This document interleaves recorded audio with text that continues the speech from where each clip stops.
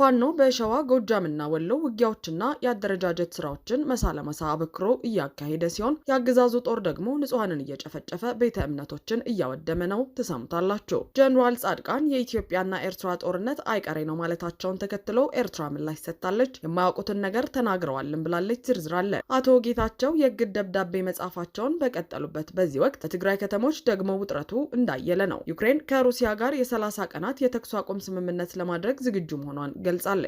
አድማጭ ተመልካቾቻችን አብራችሁ ልትቆዩ ከፈቀዳችሁ እነዚህ መረጃዎች በዝርዝር የምናሰማችሁ ይሆናል። የሮሃ ቲቪ ወቅታዊና ሀቀኛ መረጃዎች እንዲደርሷችሁ ቻናሉን ሰብስክራይብ፣ ላይክ እና ሼር በማድረግ አሁኑኑ ቤተሰብ ይሁኑ። በሸዋ ጎጃምና ወሎ የፋኖ የአደረጃጀት ስራና የአውደ ግንባር ተጋድሎ እንደቀጠለ ነው። ፋኖ በሸዋ ጎጃምና ወሎ ውጊያዎችና አደረጃጀት ስራዎችን መሳ ለመሳ አበክሮ እያካሄደ ሲሆን የአገዛዙ ጦር ደግሞ ንጹሃንን እየጨፈጨፈ ቤተ እምነቶችን እያወደመ ነው። የአገዛዙ ዋነኛ ተላላኪ ሆነው የገምሹ በየነን መንገድ ስራ ማህበር በመራቤቴ አውራጃና አካባቢው ለመንገድ ስራ የገባውን ውል ከአገዛዙ ጋር በመደራደር ስራውን ማቋረጡ ታውቋል። ስለሆነም መንገድ መስራቱን አቋርጦ ንብረቱን በአገዛዙ ሰራዊት አስጠብቆ ከመራቤቴ ወደ ለሚ ጀማን አቋርጦ በሄደበት ሰዓት ልዩ ጥናትና ክትትል በማድረግ ኮከብ መስክ የተባለ ቀበሌ ላይ ድንገት በናደው ክፍለ ጦር ተወርዋሪ ኃይል ሳተ ገሞራ ሻለቃ ጥቃት ተፈጽሞበታል። በዚህም ከአገዛዙ ሰራዊት አንድ ፓትሮልና አንድ ገምሹ በየነ መንገድ ስራ ላይ በኮንትራት የሚሰራ የግል መኪና ተማርኮ የግል መኪናው ከነሹፌሩ ተለቋል። ይህን ፓትሮል አስለቅቃለሁ ብሎ የመጣው ተጨማሪ የአገዛዙ ጦርም በጀማ ወንዝ ዙሪያ መመታቱን ድርጅቱ አስታውቋል። በሌላ በኩል ትናንት መጋቢት 2 2017 የብልጽግና ጦር በምንጃር ሸንኮራ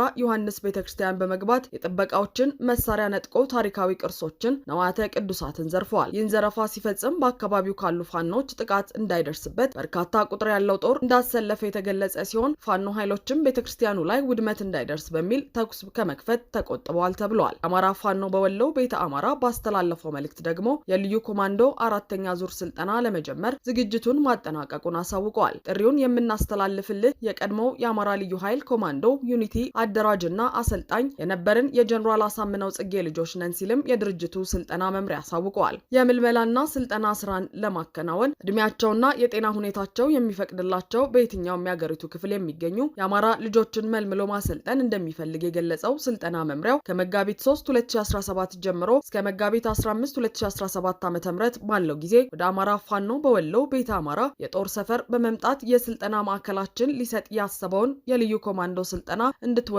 ሲል ጥሪ አቅርበዋል። ይህ በእንዲህ እንዳለ የአማራ ፋኖ በጎጃም 3ኛ ጎጃም አገው ምድር ክፍለ ጦር ቢትወደድ መንገሻ ጀንበሬ ብርጌድ አገዛዙ በውስጡ አስርጎ ያስገባቸውን በፋኖ ስም የሚነግዱ ግለሰቦች ያጸዳና ራሱን እያደሰ መሆኑን አሳውቀዋል። ዘራፊና መረጃ አቀባዮችን ማጽዳት መጀመሩን ተከትሎም ደላካቸው የአገዛዙ ጦር የሚሄዱ ዘራፊዎችን ፋኖ እጁን ሰጠ በሚል መረጃ እያሰራጨ መሆኑንም ተመልክተናል ብለዋል። በመሆኑም ማህበረሰቡ ይህን በመረዳት ሀቀኛ ታጋይ ፋኖች እጃቸውን እየሰጡ እንዳልሆነና እንደማይሰጡም ሊገነዘብ ይገባል ብለዋል። በሌላ በኩል በአማራ ፋኖ በጎጃም የጎጃም አገው ምድር 3ኛ ክፍለ ጦር ስር ባሉ 3 ብርጌዶች በተፈጸመበት ጥቃት ከ73 በላይ ወታደሮቹ የተገደሉበት የብልጽግና ጦር በበቀል ንጹሃንን መጨፍጨፉን ቀጥሏል። ይህ ኃይል ወደ ድማማ ቀበሌ በመግባት በድማማ ማህበረሰብ ላይ ከፍ ያለ የቁስና የስነ ልቦና ጥቃት ፈጽሟል ሲልም የ10 አለቃ ኤፍሬም አጥራፉ ብርጌድ ህዝብ ግንኙነት አስታውቀዋል።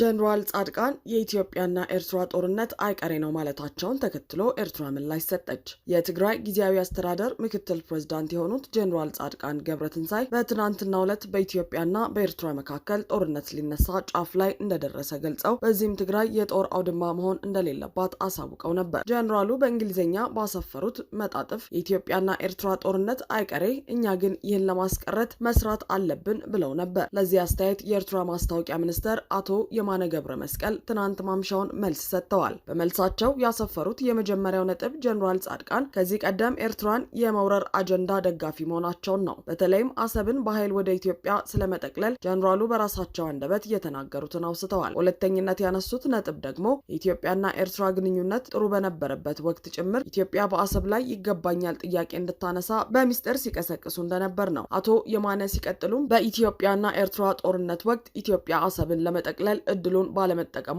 ጀነራል ጻድቃን ተቆጭተዋል ያሉ ሲሆን አሁን ደግሞ ሁለቱ ሀገራት የጦርነት ዝግጅት እንደጨረሱ አስመስለው መግለጻቸውን ጠቅሰዋል። የዚህ ትላንቱ አስተያየታቸው መነሻም ያዞምባ በማንባት የጦርነት አጀንዳ መቀስቀስ መሆኑን የገለጹት አቶ የማነ ይህም በኤርትራና በጎረቤቶቿ መካከል ጠላትነት የመፍጠር ስሌት አካል ነው ብለዋል። አቶ የማነ ይህን ይበሉ እንጂ በኢትዮጵያና በኤርትራ መካከል በአሰብ ጉዳይ ጦርነት ሊነሳ እንደሚችል ሰማይ ምድር ያወቀው ሀቅ ነው። በዚህም ሁለቱም ሀገራት ከፍተኛ ወታደራዊና ፖለቲካዊ ዝግጅት እያደረጉ መሆኑ ይታወቃል። ኤርትራም ሆነች የብልጽግናው መንግስት ሜካናይዝድ ጦራቸውን ወደ ድንበር እያስጠጉና በይፋ የጦር እንቅስቃሴ እያደረጉ መሆኑ ይታወቃል። ዳሩ ግን በታጋይነት ዘመናቸው ከሻቢያ ጋር ሆነው ደርግን የወጉት፣ በኢታማዦር ሹምነት ዘመናቸው የኢትዮጵያን ጦር መርተው ኤርትራን የወጉት፣ በስተርጅና ጊዜያቸው በረሃ ገብተው ብልጽግናንም ኤርትራንም የተዋጉት ጻድቃን አሁን ጦርነቱ ቢጀመር ከማን ጋር ይወግናሉ የሚለው እየተጠበቀ ነው።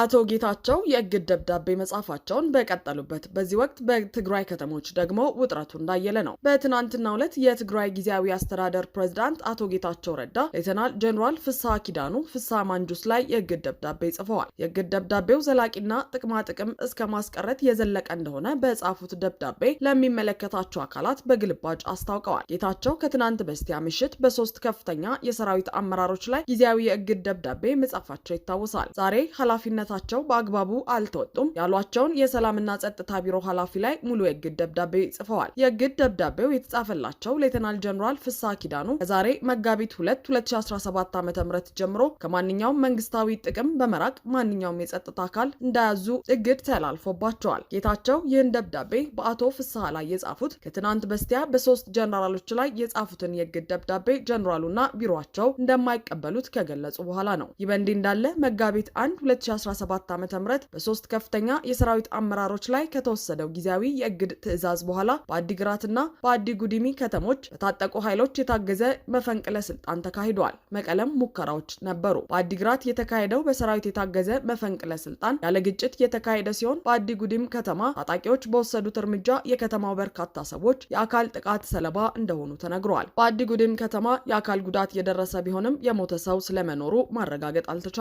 ነገር ግን የነጌታቸው ደጋፊዎች አመጽ ያስቅሰዋል በሚል እየተወቀሱ ነው። አንዳንድ መረጃዎች የአዲጉዶም ከንቲባ የሚገኙባቸው 9 ሰዎች ላይ የአካል ጉዳት መድረሱ ቢያመላክቱም ከሚመለከታቸው አካላት በኩል ማረጋገጫ ማግኘት አልተቻለም። ስልጣኑን የተቀማ የአዲግራት ከተማ አስተዳደር ትናንት ምሽት ባወጣው መግለጫ የደብረ ጽዮን ገብረ ሚካኤል ህወሓት ባሰማራቸው የሰራዊት አባላት የከንቲባ ጽህፈት ቤት በመስበር መፈንቅለ ስልጣን ተካሂዷል ብለዋል። ህወሓት በፌስቡክ ገጹ ያስተላለፈው ባለው ተከታታይ መረጃ ደግሞ አብዛኛዎቹን የትግራይ ወረዳ ዞንና ከተማ አስተዳደሮችን እየተቆጣጠረ ነው። በሌላ በኩል ደግሞ በብልጽግና በኩል ያሉ አክቲቪስቶች በይፋ ውግንናቸውን ከጌታቸው ረዳ በኩል ከማድረግ ባለፈ የተለያዩ የጊዜያዊ አስተዳደሩን ውሳኔዎች መረጃ በማውጣት በራሳቸው በነጌታቸው ረዳ በኩል ካሉ አክቲቪስቶች መቅደማቸው እያነጋገረ ነው።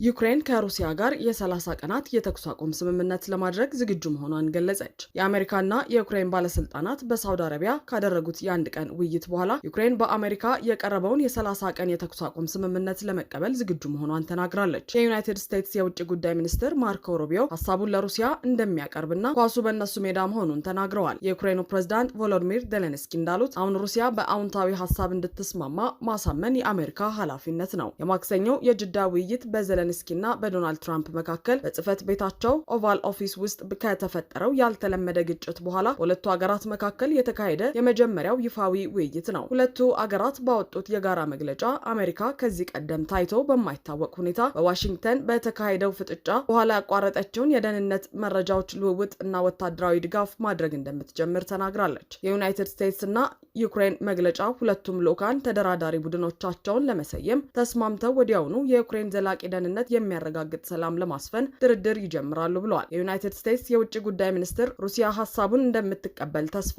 አለኝ ሲሉ ማክሰኞ አመሻሽ ከጅዳ በለቀቁት ጋዜጣዊ መግለጫ ተናግረዋል። ዩክሬን ተኩስ ለማስቆምና ለመነጋገር ዝግጁ ነች ያሉት ሩቢዮ ሩሲያ ሀሳቡን ውድቅ ካደረገች እንዲያውም በሚያሳዝን ሁኔታ ሰላም ለማምጣት እንቅፋት የሆነው ምን እንደሆነ እናውቃለን ብለዋል። ዛሬ ዩክሬናውያን የተቀበሉትን ሀሳብ አቅርበናል፣ ይህም የተኩስ ማቆምና አፋጣኝ ድርድር ለማድረግ ነው ሲሉም አክለዋል። ይህን ሀሳብ አሁን ለሩሲያ ሩሲያውያን እንወስዳለን፣ እንደሚቀበሉትም ተስፋ እናደርጋለን። ኳሱ አሁን በእነሱ ሜዳ ነው ብለዋል። የ30 ቀን የተኩስ አቁም ስምምነቱ ዜሌንስኪ ሩሲያ በባህርና በአየር የምታደርሰውን ጥቃት እንድታቆም ካቀረቡት ሀሳብ ያለፈ ነው። የዩክሬን ፕሬዝዳንት በጄዳ ለተካሄደው ገንቢ ውይይት ዶናልድ ትራምፕን አመስግነዋል። ዜሌንስኪ በቪዲዮ በለቀቁት መግለጫ ሩሲያ ጦርነቱን ለማስቆም ወይም ጦርነቱን ለመቀጠል ፈቃደኝነቷን ማሳየት አለባት ብለዋል። ጊዜው ሙሉውን እውነት የምናውቅበት ነው ሲሉም አክለዋል። ሞስኮ እስካሁን ምላሽ አልሰጠችም። ክሬምሊን ቀደም ብሎ በለቀቀው መግለጫ ከጅዳ ውይይት በኋላ መግለጫ እንደሚሰጥ አስታውቆ ነበር።